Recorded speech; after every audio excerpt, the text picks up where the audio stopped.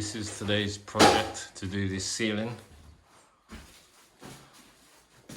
Did a little patch yesterday in preparation. Good size ceiling. Yeah.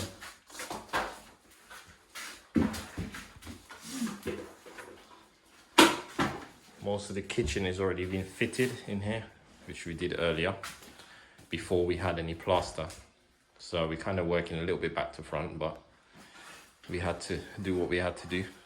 The circumstances and the shortage of plaster and so on. So most of the work is done in here really. We did this wall yesterday, all the way down above that door. This was already done. Just needs a little filling and stuff, and it should be fine for paint. So let's see how we get on with this ceiling.